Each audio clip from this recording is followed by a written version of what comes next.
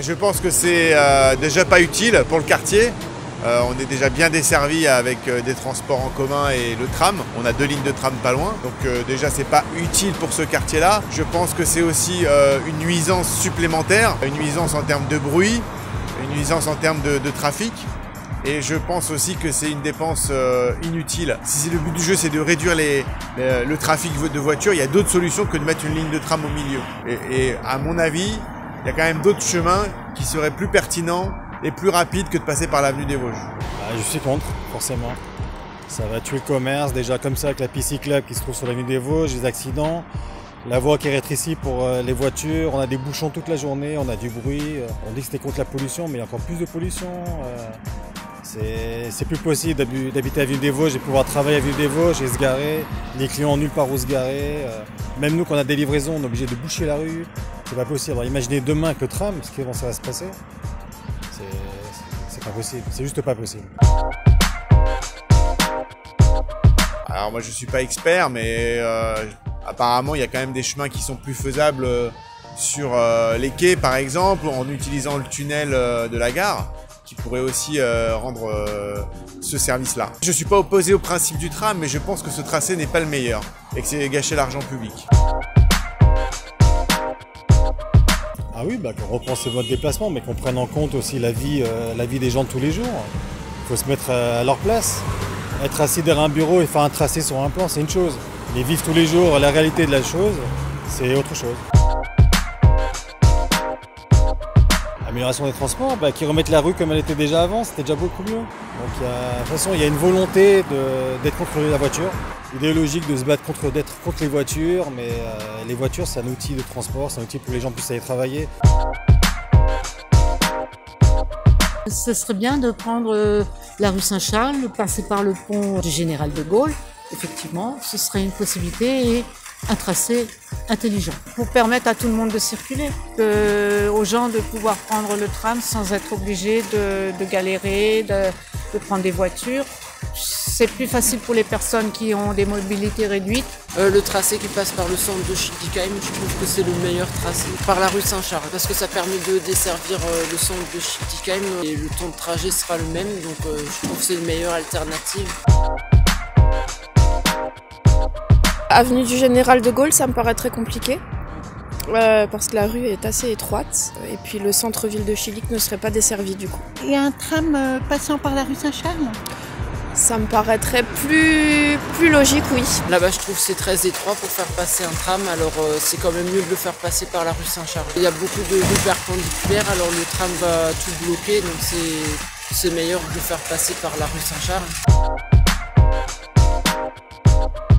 Oui, ça serait plus pratique que les bus qui circulent pas énormément vers le centre-ville de Schiltigheim. La mairie, le vieux Schillig, la médiathèque.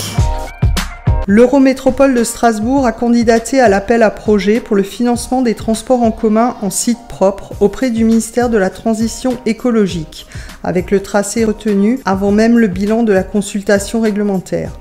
Les services de l'Eurométropole ont donc préjugé du résultat de la concertation. Cette dernière n'était donc qu'une formalité pour entériner le projet au mépris de la loi et du respect des avis des habitants. Le tracé retenu n'est qu'à 72% en site propre, 780 mètres en site mixte sur les 3,5 km du trajet jusqu'à Bischheim. Et les quartiers prioritaires ne sont pas réellement désenclavés.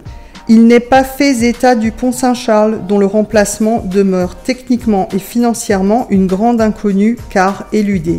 En plus, la consultation auprès du contribuable eurométropolitain a été faite sur le postulat que le pont Saint-Charles serait conservé et sur la base d'un coût total de 166 millions d'euros hors taxes, et non pas 172 millions. Où est la vraie information ? Les eurométropolitains n'ont pas eu accès, malgré les demandes répétées du collectif de la Neustadt et l'association Kolchik, aux informations techniques pour pouvoir s'exprimer en connaissance de cause. Le droit à la participation et son corollaire indispensable, le droit à l'information, sont garantis par la Charte de l'environnement. Le fait que les informations n'étaient pas à la disposition du public lors de la concertation a vidé la consultation de sa substance. Les eurométropolitains se sont exprimés majoritairement contre le tracé avenue des Vosges. Pourtant, le Conseil eurométropolitain adopte le tracé malgré l'opposition des habitants. Le choix du tracé confirme que la consultation n'avait d'autre objectif que d'entériner une décision déjà prise en lui donnant un semblant de légitimité participative. Nous avons proposé un tracé alternatif plus attractif.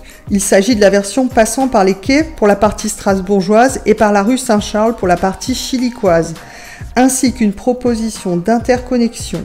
Ce tracé col-chic, non étudié par l'Eurométropole malgré les vaines demandes, offre une desserte de plus de points d'intérêt tout en étant compétitif en termes de vitesse commerciale et de couverture de population, d'emploi et de pôles d'activité. Il propose aux usagers une intermodalité forte, un gain de temps et une accessibilité accrue. Il a un potentiel de rabattement sans avoir d'impact sur les commerces et les livraisons. Il ne congestionne pas les quartiers par report de circulation. Notre proposition redonne une centralité qui est inexistante aujourd'hui à Schiltigheim.